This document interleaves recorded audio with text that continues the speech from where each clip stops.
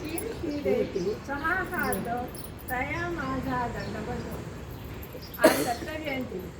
हिंदू पंचांगात असलेल्या मार्गशीर्ष पौर्णिमा या दिवशी ही दत्त जयंती साजरी केली जाते.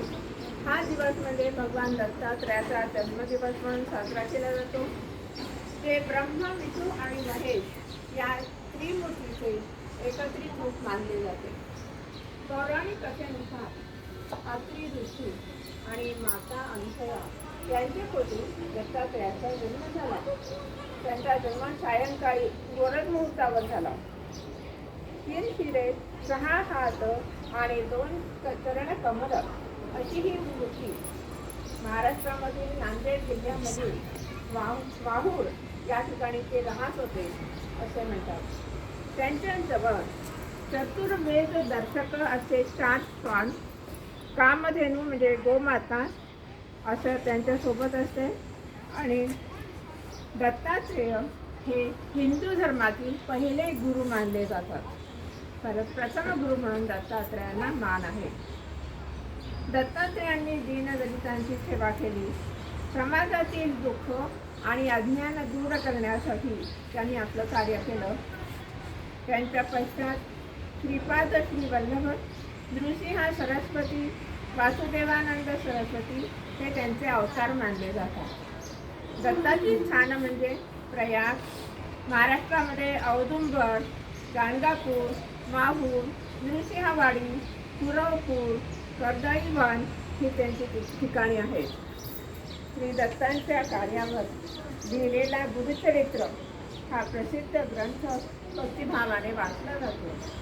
सरस्वती गंगाधर यांनी हा ग्रंथ लिहिलेला आहे आणि त्यामध्ये त्यांनी दत्तात्रयाचे पूर्ण चरित्र वर्णन केलेले आहे.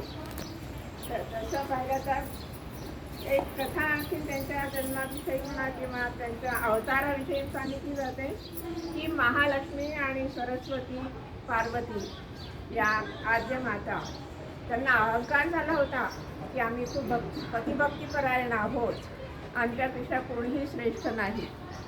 आणि नारद मुनींना ही गोष्ट कळली. नारद मुनी म्हणजे कळलावे. नारद मुनी आले आणि त्यांना म्हणाले, देवी तुमच्यापेक्षाही श्रेष्ठ पतिभक्तीपरायण अशा आहेत माता अनुसूया. त्यांना ते वाईट वाटलं, अरे आपल्यापेक्षाही आणखीन कोणी श्रेष्ठ आहे का. म्हणून त्यांनी माता श्री महालक्ष्मी, सरस्वती आणि पार्वती यांनी ही गोष्ट आपल्या पतींना सांगितली. पती म्हणे, हो असं असेल तर आम्ही तिचं गर्वहरण करतो. म्हणून मग शंकर, ब्रह्मा आणि विष्णू हे भिक्षेकरीच्या रूपामध्ये माता अनुसूयाच्या दाराशी आले. माता अनुसूयाला भिक्षा मागितली. भिक्षां देही. माता अनुसूयाने भिक्षा घेऊन पुढे घेतली आणि ती भिक्षा अर्पण करणार. तितक्यात ब्रह्मा, विष्णू, महेश हे भिक्षेकरांच्या देशात होते. ते म्हणाले, आम्हाला भिक्षा अशा स्वरूपात नको आहे. तुम्ही अंगावर एकही कपडा न ठेवता ही भिक्षा आम्हाला अर्पण करा. तिला एकदम संकोच वाटला. ती पतिभक्तीपरायण, पतीची सेवा नित्यनेमाने करीत असे. पतीच्या आदेशाशिवाय किंवा पतीच्या परवानगीशिवाय कुठलीही गोष्ट ती करत नव्हती. तिने मनोमन विचार केला, आपण जर भिक्षा दिली नाही तर हे भिक्षेकरी परत जातील, आपल्याला त्रास लागेल. आता काय करायचं. मग तिने मनातून आपल्या पतीची प्रार्थना केली, पतीला वंदन केलं आणि सांगितलं की मी आता काय करू होते. तेव्हा तिला मग एक उपाय सुचला. तिने आपल्या तेजाने, आपल्या पतिभक्तीपरायण सेवेच्या मिळालेल्या सर्व पुण्यामुळे त्या तिनेही भिक्षेकरांना लहान बाळ बनवले आणि लहान बाळांना पोटाशी घेऊन स्तनपान करवले.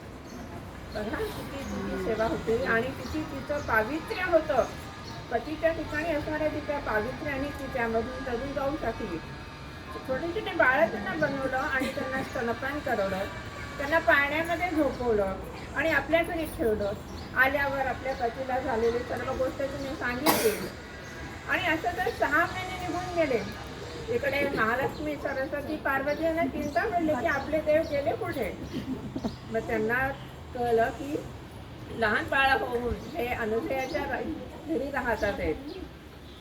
मग त्यांनी त्यामध्ये पुन्हा आपल्या पतींना विनवणी करण्यासाठी किंवा ती शेवटी त्यांना माघार घ्यावी लागली, शरण यावं लागलं.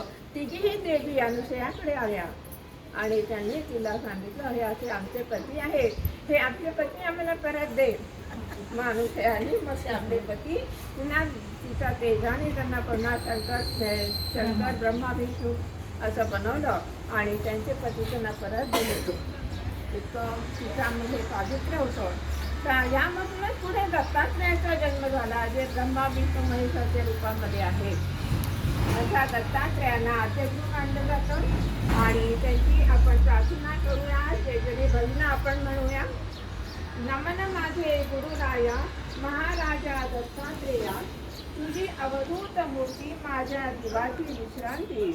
माझ्या जीवीचे साकडे कोण उकलील कोडे, अहो अनुसूया सुता तुका म्हणे पावा आता. धन्यवाद.